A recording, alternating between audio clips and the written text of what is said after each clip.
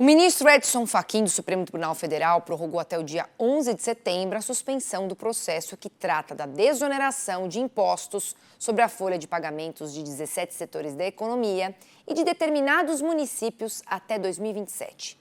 O pedido de prorrogação foi feito nesta terça-feira pelo Senado Federal e pela Advocacia Geral da União, que pretendem utilizar o prazo para encerrar as negociações entre o governo federal e parlamentares para um acordo envolvendo a compensação financeira da União pela desoneração dos setores. E ao ser questionado sobre a prorrogação da desoneração da folha, o ministro da Fazenda, Fernando Haddad, disse que o problema agora é achar uma fonte de compensação. E ainda afirmou que, quando o orçamento for divulgado, deve ser o melhor dos últimos 10 anos. Esse é o nosso problema, é fechar o número.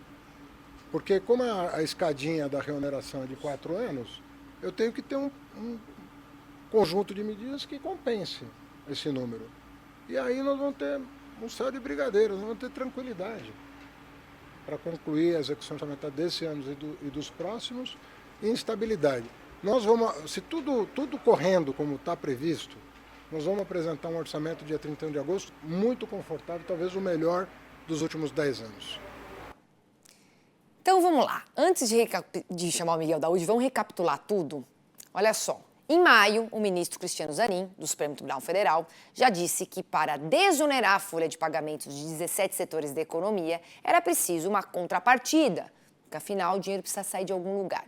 Segundo ele, essa decisão deveria vir de um consenso entre o Executivo e o Legislativo.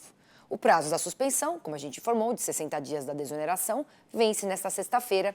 E como não houve um entendimento entre o Senado e o Ministério da Economia, o Supremo Tribunal Federal, através do ministro Edson Fachin, agora prorrogou novamente para 11 de setembro essa decisão. Vale a pena destacar que a proposta do Senado para desoneração não foi aceita, em parte, pelo ministro da Fazenda, Fernando Haddad, porque ele disse ou compensa ou reonera.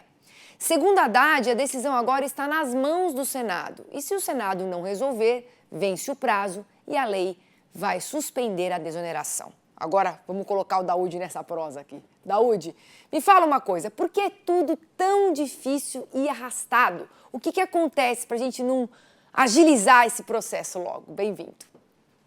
Obrigado, Priscila. Boa tarde a você, boa tarde a todos. Pois é, Priscila, é complicado, né? O Congresso, ele quer agradar a todos, né? Só que ele tem que considerar que a Fazenda, o governo federal, tem a responsabilidade fiscal. Você não pode abrir mão de uma arrecadação sem ter uma compensação. E ficou este embate até que o Supremo disse o seguinte: bom, então vocês resolvam aí, eu vou dar mais um prazo para ficar desonerado e vocês resolvam essa situação. Não resolveram, deram mais um prazo. Bom, o Haddad, ele vem sendo vítima, né? Que eu acho que é uma estratégia errada em fazer memes em relação a ele, né? Apelidá-lo de que ele gosta de taxar, que ele gosta de tirar dinheiro da arrecadação, né, arrecadar mais, e o Lula diz o seguinte: olha, nós defendemos os pobres. Então, essa estratégia de fazer meme do Haddad pode ser um bumerangue, ela pode ser o contrário, porque o que ele quer, e Lula e Haddad vão insistir nisso, né, que eles querem arrecadação, para ajudar os pobres. E os ricos, representados no Congresso Nacional, não aceitam isso, né?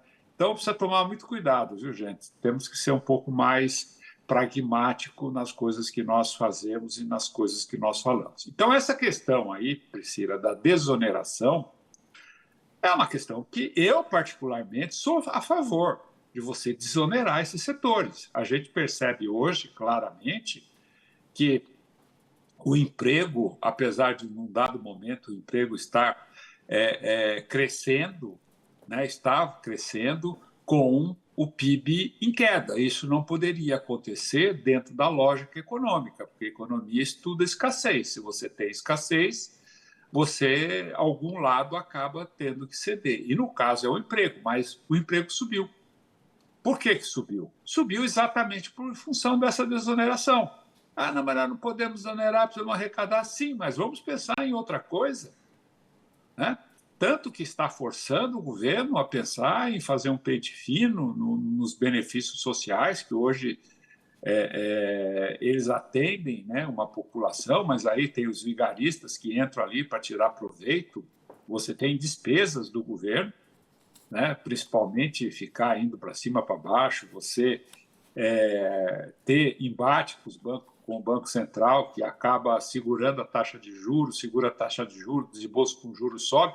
Então tem que ter uma estratégia, né? Não penalizar um setor produtivo que gera emprego, gera renda, porque você tem, evidentemente, que cumprir a responsabilidade fiscal. Então, como você colocou, Priscila, de algum lugar tem que cortar, né?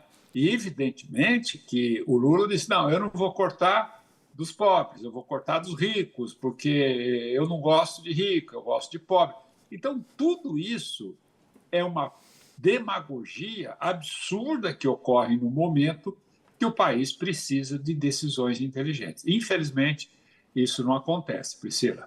Até porque, né, como você colocou aqui, a lei de responsabilidade fiscal exige que qualquer benefício com impostos tem que ter justamente a compensação, não é verdade? Você vai ter que vir de outro local, que é o que todos eles estão pedindo, na verdade, né, Daúde? Exatamente, é uma posição muito clara do governo, né?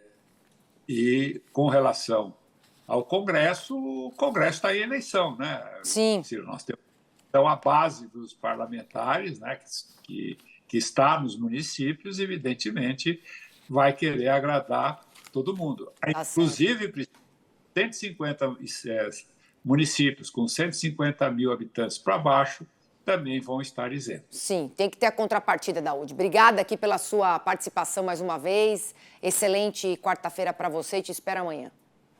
Até amanhã, Priscila. Um abraço a você, um abraço a todos.